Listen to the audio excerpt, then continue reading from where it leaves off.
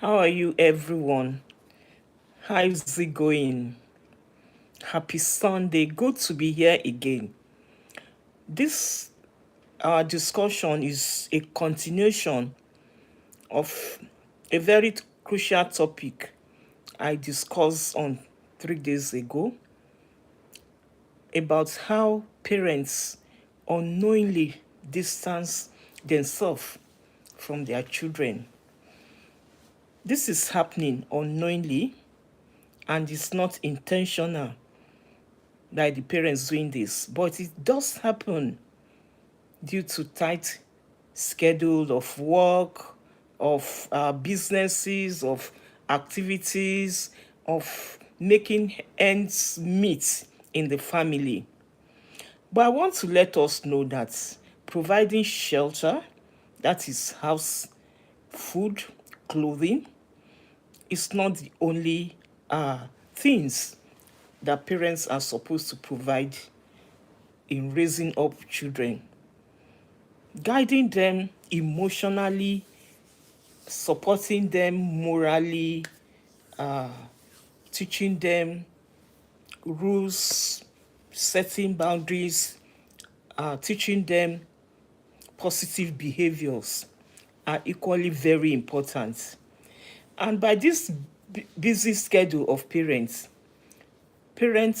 unknowingly never knew or never know that the children are drifting away, leaning on friends, classmates, neighbors for this moral and emotional support, which may not be what we actually need.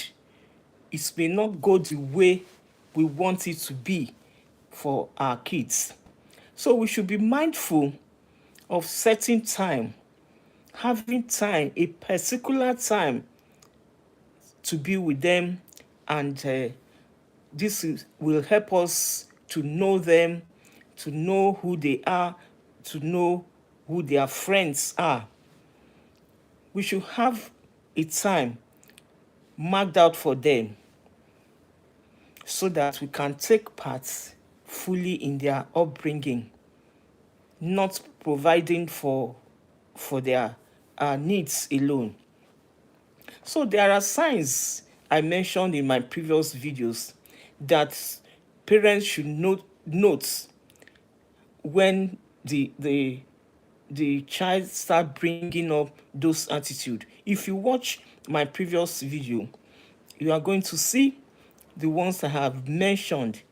So this video is a continuation of what I already mentioned. So today I will add by saying parents should be very watchful. Watch our children, watch their behavior, watch change in styles, in attitude, talk, the way they respond, the way they behave in the house. When there are changes, you should check it out if the changes are negative one. If the child change in attitude has really involved the child avoiding taking part in family activities like family prayers, family movie nights, family table time, meal time, coming to the table by everybody and having their meal as a rule in the house. If the child has been avoiding doing everything with the siblings, with the parents, if this child has been unnecessarily cold to everyone, parents should be very watchful and find out what is happening. Find out who the friend of this child is. Find out how the child has been relating with people. If perhaps the child has free access to a phone, this is the time you should find a way of sneaking and see what the child is doing on the phone. Check the chats the child has been exchanging with friends. It's very important, especially when the attitude is changing. This time is when somebody is probably uh, coaching the child against your own way, coaching the child differently from what you have been telling them at home. Probably you even have family outing, the child avoids going out with everybody, or even simple chats at the dining table. The child may not contribute, the child may not say anything, the child may just rush the meal and get out of the table. The child may become very inconsistent. You should never ignore all this behavior. They like being alone to themselves. The child looks moody, will not talk as before, will not contribute into discussion. They are gradually disconnecting from the family. Parents should watch out for this disconnection and take your child back. Prayerfully, take your child back. It happens these days so much, and this happens a lot in schools. Sometimes in the community, when you are not around, your child has time to mingle with some people in the community who coach them against their parents. Also, when you suddenly notice a change in the child's attitude, as I've been saying, when you suddenly notice a change in the attitude, like the child become very disrespectful, the child utter words that that has not been coming from him or her before, the child becomes very rude.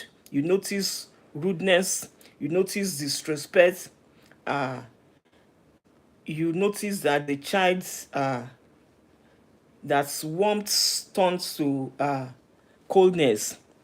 A child that has been very warm at home, very jovial, very high of sense of humor, this child now turned to be a very cold child. The coldness connotes something. The child may become uh, so cold that everybody, this will be very noticeable to everybody. Obedience in the child turns to stubbornness. The child that has been very obedient, and this turns to stubbornness, and these are the things that you should never ignore as parent. You should not be hard on the child, but you find out what is happening. Find out from the child what is happening. You may even need to talk to the teacher in the school so that you can really know who is the child's friend. Find out who are the friends of your child. Who is your child talking to? Check the phone, as I've said. Who is it? Even by the time you check on the phone, you notice that your child deletes chats, hiding discussion from you, deletes chats. Also, there will be loss of eye contact. These children, when they are getting cold, and the guilt in the child that what he's actually doing is not acceptable by the parents, and probably when the parents even get to know the people he or she has been chatting with, is not going to be acceptable to the parent. So eye contact will be very difficult for the child. The child cannot maintain eye contact again when talking. The child feels disconnected, and often the child uh, the child will avoid looking at the eyes of the parents, especially. And eye contact is a very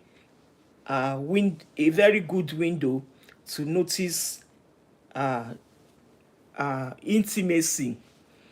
When eye contact is maintained, is a sign of intimacy. But this child may start avoiding eye contact. And when they do this, you should know that they are no longer with you. That the child is no longer with you. The child is disconnecting from you and connecting with somebody outside who you may not like, whose attitude may not be acceptable to you. And even if their attitude out there is acceptable to you, it's wrong to disconnect your child from you. So we should not never allow this to go deep before we act on it. While speaking, also, the child reads so many meaning to your own speech, and this may mean that closeness is weakening. When closeness is weakening, you can notice it and it could be very painful. So do not let it go too far before you abort this behavior. Also, confiding in others rather than you, the parent. The child will confide in others instead of you. This is the height of it. When your child can no longer talk to you, can no longer tell you he's having pains, some things are getting him worried, he has some concern, he prefers to tell that person outside. The child can no longer confide in you, and this is not a good one. It's natural for children to look out sometimes. It's natural for them to have mentors. And as for parents, we want to know who our children is a mentee to, not just choosing for themselves and we don't know who is advising them. A child they never confide in somebody you don't know. If the child is going to have a mentor, you should know about it.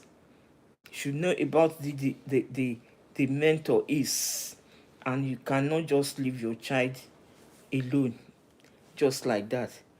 Try to be calm.